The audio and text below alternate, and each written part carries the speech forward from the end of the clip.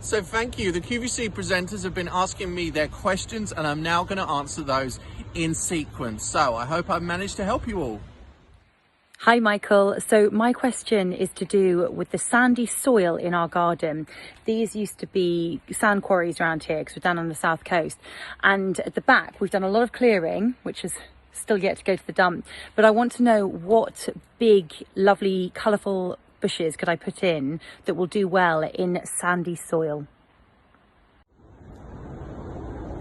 So Katy, you've got a sandy soil. Well, you don't have to live with a sandy soil. You can actually improve it by mixing in organic matter, but that might take a few seasons to improve it. So in the meantime, why not choose some quite flexible shrubs?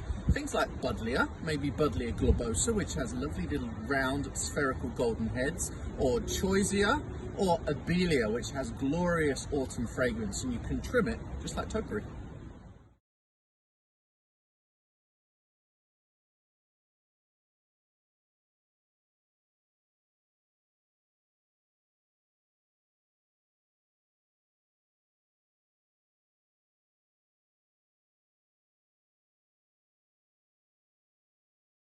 Okay, Michael, so here's my question.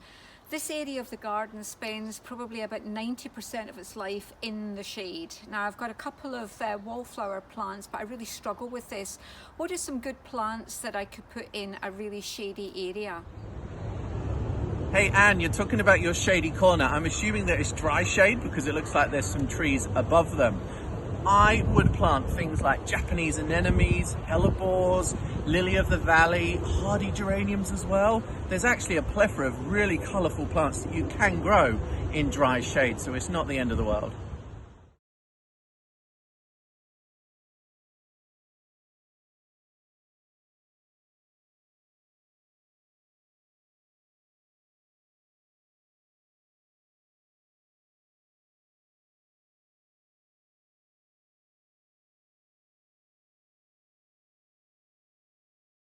Hi Michael, I've got a question for you. I've got this Buddleja, I bought it from QVC last year and I potted it up. It's coming along really nicely. It's actually quite a compact variety. I believe it's called a rainbow. I want to plant it out in the beds. So first part of the question, it hasn't flowered yet, as you can obviously see. Is it okay to move it now, or should I wait for it to flower before I do put it into the beds? Secondly, the place I'm thinking of putting it actually has quite dappled sunlight, so is that going to be okay for this Buddleja, or should I really put it in a full sunny position if possible? I look forward to your answer. Well Dale, you can move your Buddleja during the summer, but it's not ideal. It would be easier to do it during the dormant season, which is obviously the winter. But if you do need to do it, then either do it during the morning or late in the evening, so when it's a lot cooler.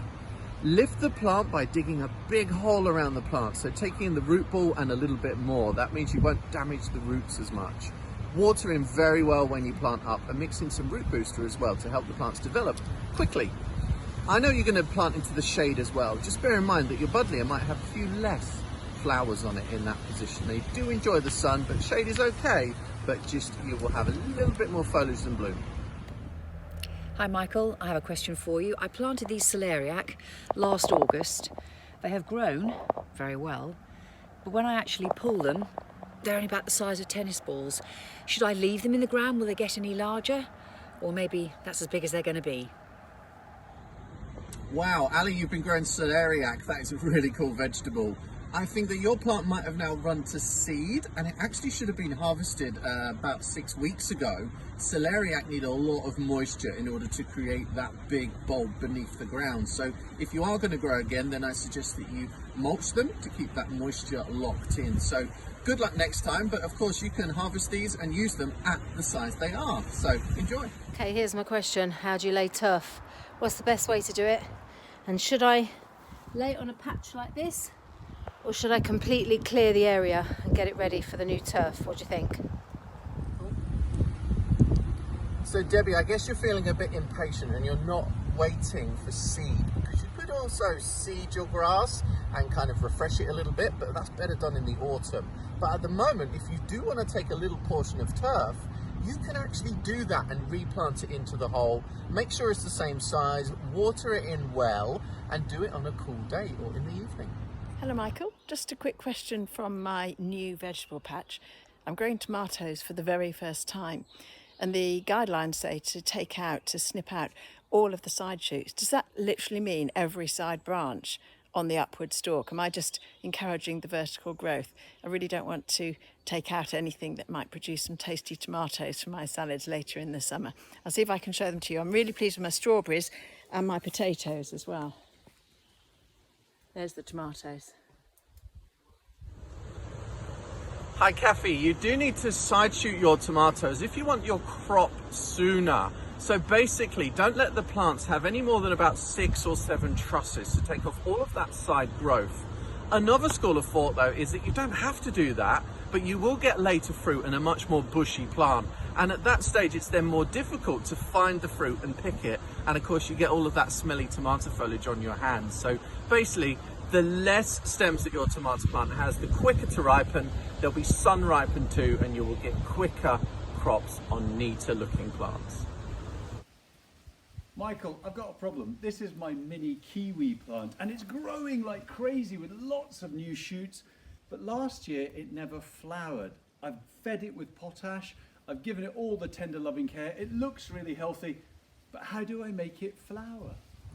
So Simon's got a miniature kiwi. Well, they take a couple of seasons before they will fruit, and you need to keep it happy by first of all planting it south or west facing, but also keep it moist during the summer, especially during very hot periods. So make sure you mulch it and feed it regularly as well. And fingers crossed you'll get some fruit perhaps next year.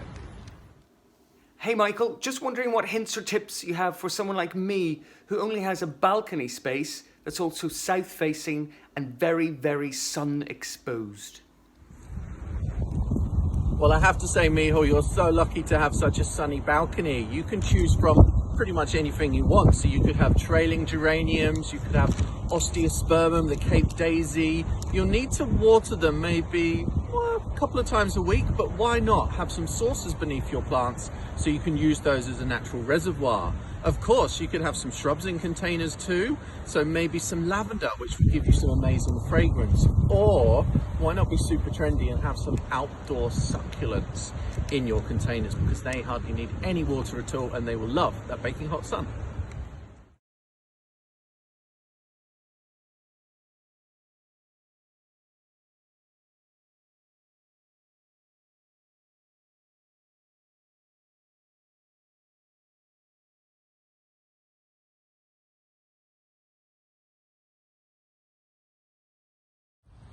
So I hope I've helped some of you with some advice there, guys, and also that you guys at home have picked up some information too. Next time I'll be answering your questions. So all you need to do is read the information in the post below and you can send me your gardening questions and I will answer them by video.